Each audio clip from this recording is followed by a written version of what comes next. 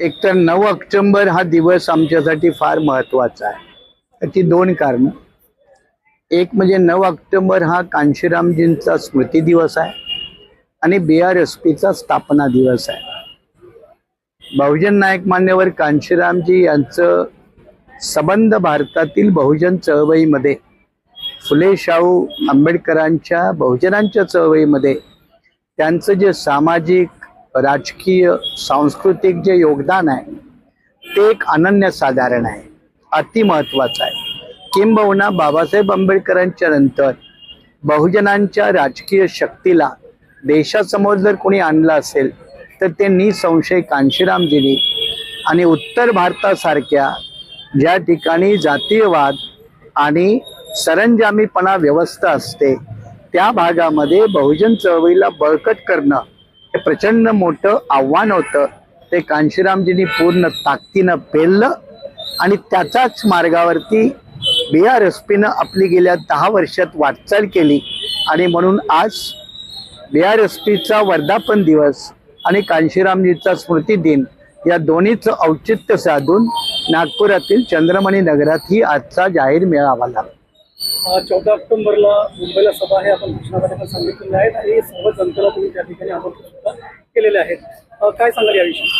14 ऑक्टोबरला महाराष्ट्रातील तमाम आंबेडकरी पक्ष, संघटना, सामाजिक, राजकीय, सांस्कृतिक, बनतेंच्या संघटना सगळ्यांच्या यांना आम्ही असं आवाहन केलेलं आहे की संबंध देशामध्ये जो आता एक महत्त्वाचा प्रश्न आहे तो मध्ये बोधगया महाविहार मुक्ती आंदोलनाचा. याच्यासाठी गेले वर्षभर देशभर आणि देशाच्या बाहेर प्रचंड मोठी आंदोलनं आहेत. खुद्द बोधगयामध्ये आमरण उपोषणं झाली, बनतेंनी उपोषणं केली, पोलिसांचे अन्याय अत्याचार झाले, बनतेंना अटक झाली. इथपर्यंत हे आंदोलन चालल्यानंतर ज्या फुले शाहू आंबेडकरांच्या महाराष्ट्रामध्ये त्याला जी जनमानसाचं व्यापक रूप यायला पाहिजे, समर्थन यायला पाहिजे, ते आणण्यासाठी सर्व आंबेडकरी पक्ष संघटनेच्या वतीनं 14 तारखेला मुंबईमध्ये लाखोंच्या मोर्चाचं आयोजन महाबोधी महाविहार मुक्ती आंदोलना अंतर्गत केलेलं आहे. त्याचा एकमेव हेतू आहे की महाबोधी महाविहार हे बौद्धांची एक ऐतिहासिक विरासत आहे, ज्याला 2002 साली युनेस्कोचा जागतिक वारसा स्थळाचा दर्जा आहे. 2005 ला भारतीय अल्पसंख्याक आयोग मायनॉरिटी कमिशननं सांगितलंय की ते बौद्धांना दिलं पाहिजे आणि त्यामुळं ते विहाराचं प्रबंधन, मॅनेजमेंट हे बौद्धांनाच मिळालं पाहिजे. ते ब्राह्मणवादी हिंदू शक्तीच्या ताब्यातून मुक्त झालं पाहिजे. हा त्या मोर्चाचा केंद्रबिंदू आहे. साहेब, याचा आरोप सुद्धा होत आहे की आयोजक जे आहेत मोर्चाचे हेतू पुरस्कार करण्याचा काही प्रयत्न आहे असा आरोप होत आहे. असं आहे की जेव्हा सर्व लोक, मी मगाशी सभेमध्ये म्हटलं की बौद्धांनी एकत्र यायचं की नाही याच्यावर बौद्धांनी गंभीरपणे विचार करावा. ठीक आहे, अनेक प्रश्नावर नाही येत तर काही प्रश्नावर तरी यायचं की नाही. आता जेव्हा काही प्रश्नावर जरी बौद्ध एकत्र यायला लागले तरी ते काही लोकांना खटकणार आहे. काही लोकांचा राजकीय स्वार्थही असू शकतो, यातल्याही लोकांचा असू शकतो. परंतु त्याच्या पलीकडे देखील आपण पाहिलं पाहिजे की जसं महाराष्ट्रामध्ये मराठा समुदायानं मराठा आरक्षणाच्या माध्यमातून एक सामाजिक ताकद उभी केली, तशीच बौद्धांची किंवा आंबेडकरी आंदोलकांची, आंबेडकरी जनतेची एक मोठी ताकद महाराष्ट्रामध्ये ती दिसली पाहिजे. हा त्याचा प्रमुख हेतू आहे. साहेब, तुम्ही एक वकील आहात आणि सुप्रीम कोर्टाच्या जजवर जे आता एक घटना घडलेली आहे त्याबद्दल तुमचं काय मत? एक तर कोणीही त्याचा निषेध केला पाहिजे, धिक्कारच केला पाहिजे.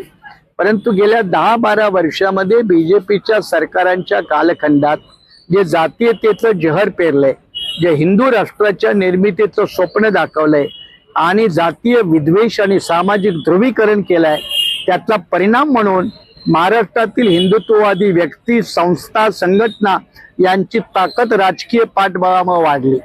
तुम्ही या बाबतीत महाराष्ट्रातल्या मालेगाव बॉम्बस्फोटाचं उदाहरण घ्या. सगळे आरोपी मुक्तपणे सुटले. अनेक गोष्टीची उदाहरणं देता येतील. आणि त्याचाच भाग म्हणून जेव्हा सर्वोच्च न्यायालयाचे चीफ जस्टिस ऑफ इंडिया यांच्यावर हा चप्पल फेकण्याचा जो प्रकार आहे तो एक प्रकारची न्यायपालिकेची सुद्धा अप्रतिष्ठा आहे. संविधान संस्थाविषयी त्यांना किती आदर आहे त्याचं ते प्रतीक आहे. आणि मी भाषणातच म्हणालो की ज्यानं हे चप्पल फेकलं, बूट फेकला, त्याचं म्हणणं आहे की त्याच्या पाठीमागे त्याला ईश्वरी आवाज आहे, ईश्वरी प्रेरणा आहे, तर त्याच्यावरती खटला चालावा आणि त्याला कोणता ईश्वरी आवाज आला, कोणती ईश्वरी प्रेरणा होते तेही एकदा भारतातल्या सुप्रीम कोर्टासमोर येऊ द्यावं, म्हणजे भारतातील जनतांना सत्य म्हणजे काय ते कळेल. स्थानिक स्वराज्य संस्थेचे आरक्षण डिक्लेअर झालेले आहेत, नगरपंचायतीचे. तर आता त्या निवडणुकीमध्ये आपली भूमिका काय राहणार आहे आणि काय निर्देश आपण कार्यकर्त्यांना? BRSPच्या स्थापनेपासून आमची कायमची भूमिका आहे की समविचारी सामाजिक राजकीय संघटनांना घेऊन आपण आंबेडकरी आंदोलन राजकारण मजबूत केलं पाहिजे. आणि म्हणून आगामी स्थानिक स्वराज्य संस्थेच्या निवडणुकीत देखील आम्ही बीजेपी सोबत जे आहे ते सोडून इतरांच्या सोबत आम्ही तो प्रवास करू. जे कोणी येतील त्यांचं सहकार्य घेऊ, जे कोणी सहकार्य मागतील त्यांना सहकार्य देऊ. तर याकरता स्थानिक पदाधिकारी आहेत त्यांना तुम्ही पद्धती दिलेली आहे? महाराष्ट्रामध्ये आमचं कॅडर बेस संघटन असल्यामुळे त्यांना मी सुरुवातीपासून अशा प्रकारचे दिशानिर्देश दिलेले आहेत. पण त्याचे शेवटी अंतिम जे निर्णय असतात ते वरच्या लेवलला होतात.